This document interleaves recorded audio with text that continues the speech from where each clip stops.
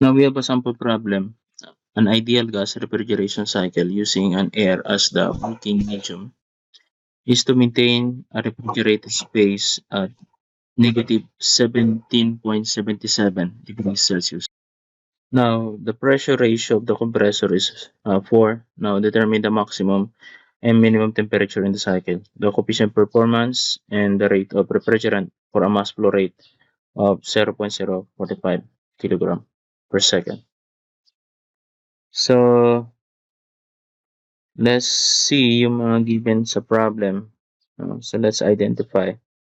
So, sinasabi doon that we have to maintain a negative 17. So, if the negative 17, usually if you're going to maintain negative 17, so that will be the location of your evaporator. So, that will be, this is my negative 17.77 degrees Celsius. Then, while rejecting the heat to the surrounding at at positive 26, so you have at this point, sa point 3, we have 26.66 degrees Celsius.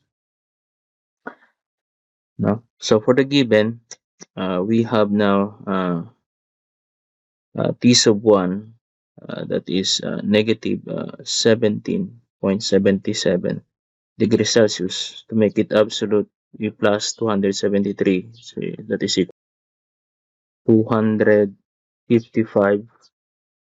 255.23. So, this in terms of Kelvin. Now, for my T2, so that is unknown. So, that will be the maximum temperature. And the minimum, so yung T3 pala natin. So, T3 is, we have 26.66 degrees Celsius. So, plus 273, we have 299.66 in Kelvin. Now, T4 will be our minimum temperature. So, yan ang hinahanap natin. So, this is my maximum, which is unknown. And also the minimum, which is unknown also. No? Tapos, we have the given pressure ratio. So, that will be pressure 2 and pressure 1, which is equal to 4. No? So, we have the pressure ratio. Then lastly, and if the rate of refrigeration mass flow rate of, so we have yung mass flow rate, which is given to the problem, which is equal to 0.045 kilogram per second. Now, let's try to plot this process sa PV diagram and TS diagram. So, I will be putting here initially. So, this is my temperature minimum or T-min, or let's say that will be T2. I say that will be T4, sorry, which is unknown. No? So, let me rewrite this one. So, this is my T4, okay, which is the unknown minimum. And for my maximum temperature, so that will be on this part somewhere here. So assumingly, and I have my maximum temperature, which is my T2. So after the compression. Then isentropic. So usually we'll start with isentrop 0.4 going to 0.1. Sorry, that will be starting with 0.1. So that is, 0.1 natin is 255 in terms of Kelvin and negative 17. Now for the part which is T1, so assuming di nandito siya,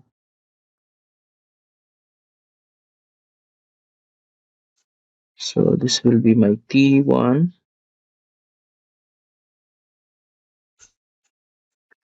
Which is as a value of, then how much is that one? Is negative, no? This is negative 17.70. So that is the location ng ating T sub 1. So we have point 1.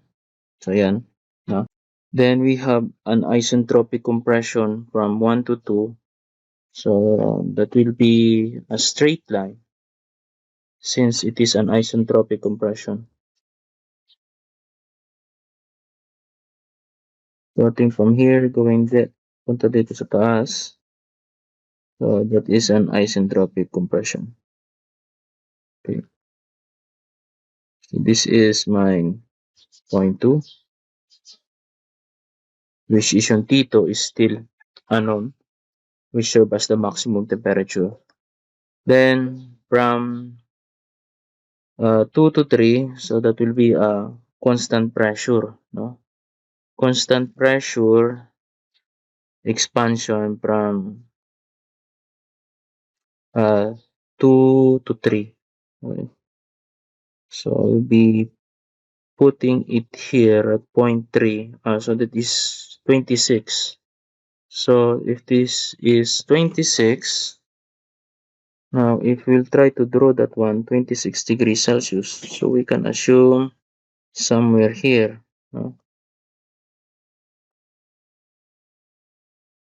And T3, intersection yan, somewhere here. No? Assumingly. So we have the constant pressure heat addition which is happening in the heat exchanger. So pupunta doon. Okay, we have this process 2 to 3. And we have 3 to 4. So that will be yung ano naman, isentropic expansion doon sa turbine. So it will be a straight line pababa dito.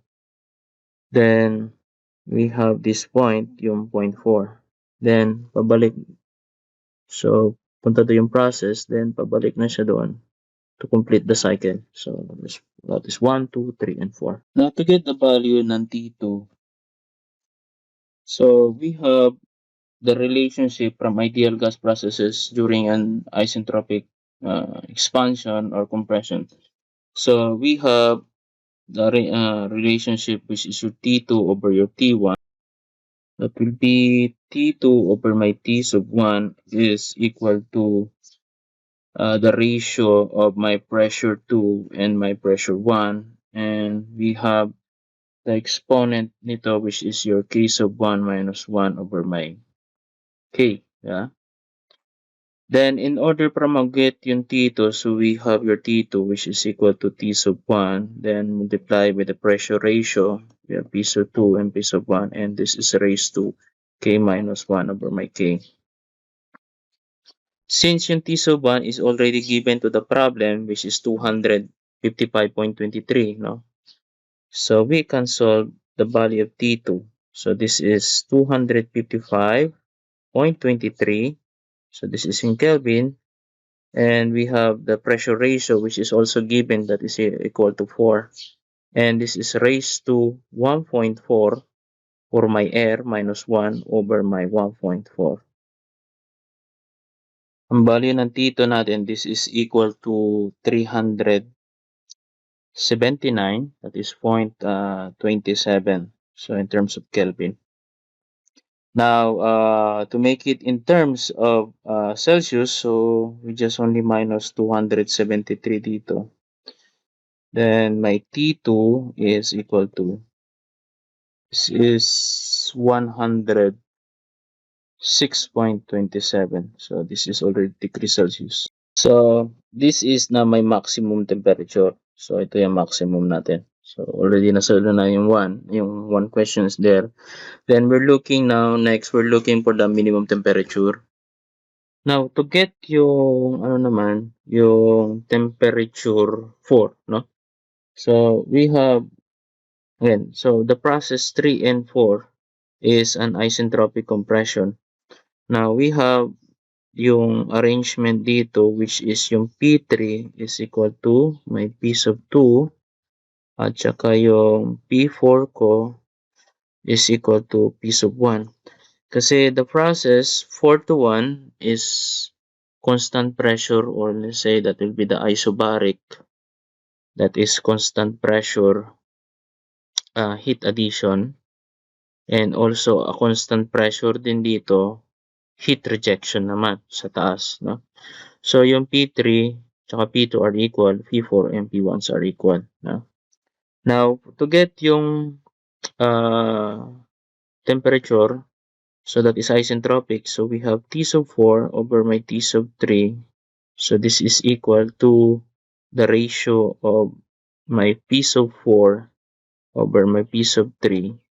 And this is raised to the exponent of K minus 1 over my K. Okay?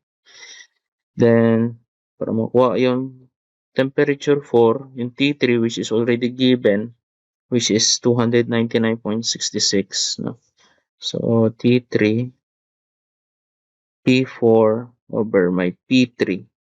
Okay, and this is raised to K minus 1 over my K. Now, going back dito sa arrangement na ito, we have the pressure ratio which is P3, no? Ay, P2, sorry. P2 over my P sub 1 is equal to 4. Okay? And if we'll try to equate, no, yung P2 is equal to P3.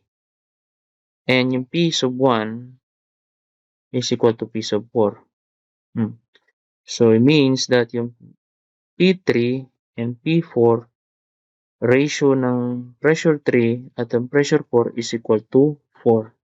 Now, to valid, para ma-substitute natin dito siya sa equation na ito, we're going to cross multiply. We have, so that will be, ang mangyayari is that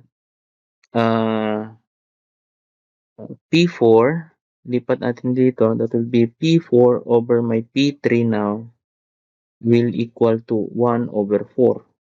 Or simply, this is equal to 0.25 if we're going to divide. So, substituting dito sa equation natin, we have T4. So, that is equal now to T3, which is 299.66 Kelvin. No? So, that is multiplied with the ratio, which is 0. P4, P3, 0.25 na. And this is raised to 1.4 minus 1 minus 1.4. I divide 1.4.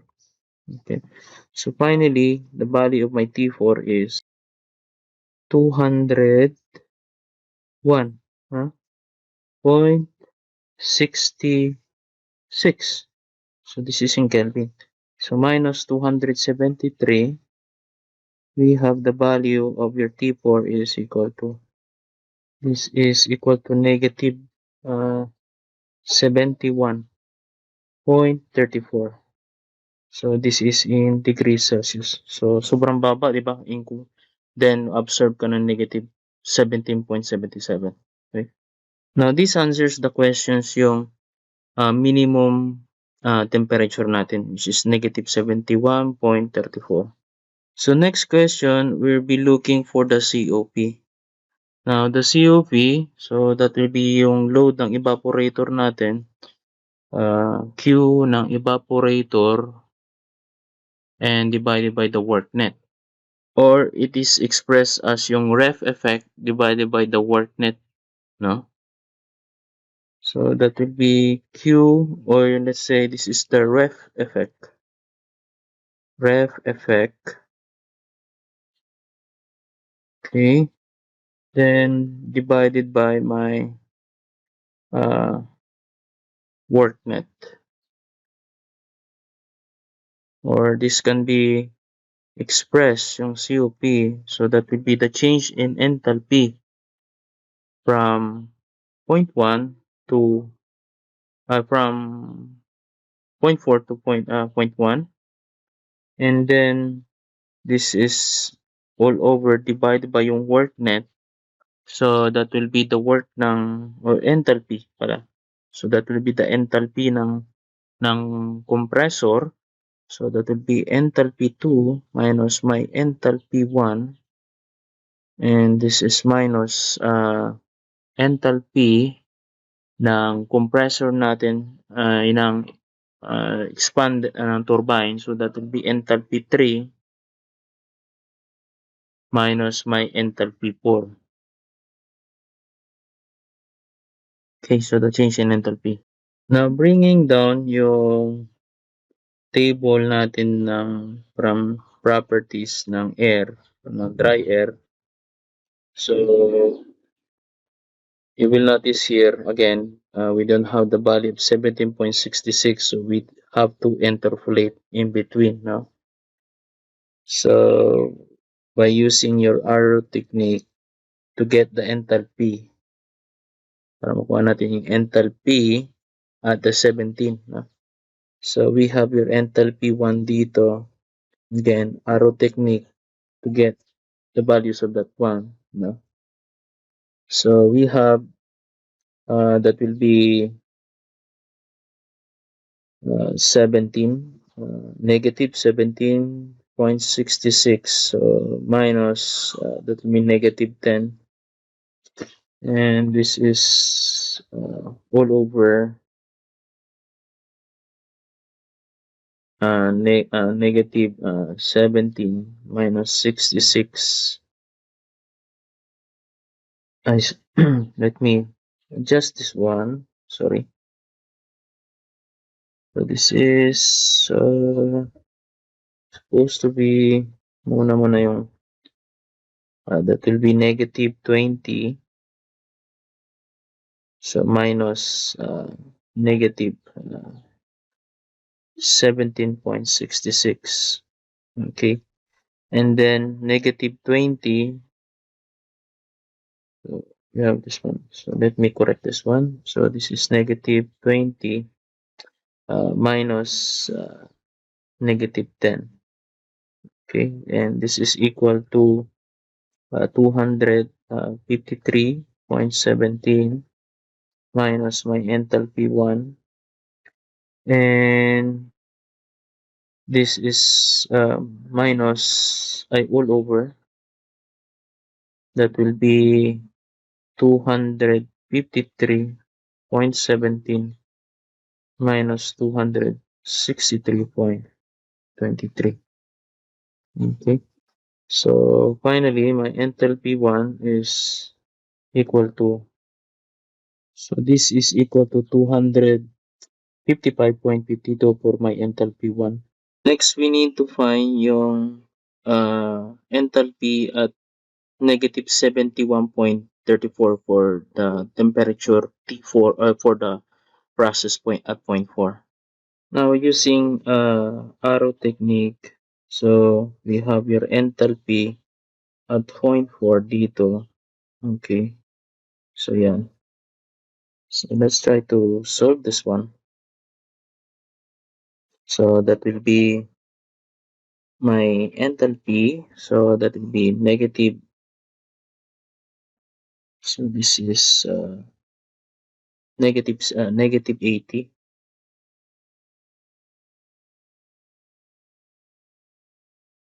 so minus my negative 71.44, and this is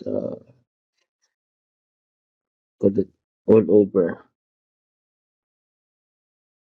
by negative 80 minus negative 70, and this is equal to 192.79 minus enthalpy 4, and this is all over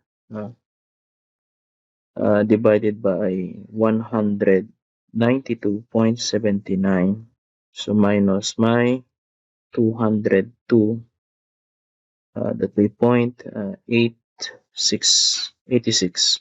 Okay, then for my enthalpy 4, so we have, so this now equal to yung enthalpy 4 is equal to 201.4, so this is kilojoule per kilogram. Next, we need to find yung, so from the equation, tingnan natin. So enthalpy, so meron na tayong enthalpy 4 and enthalpy 1. So enthalpy 2 naman, no? So let's check yung temperature at enthalpy 2. So enthalpy 2, we have 106.27. Okay. So that will be the temperature 106. So for the enthalpy 2, so again, we use the arrow technique para makuha natin yung value ng enthalpy at this temperature. So using the table, okay. So that will be 100 minus that will be 106.27. So this is all over 100 minus my 110. This is equal to 374.09. So minus my enthalpy 2. And this is all over 374.09 minus 384.21.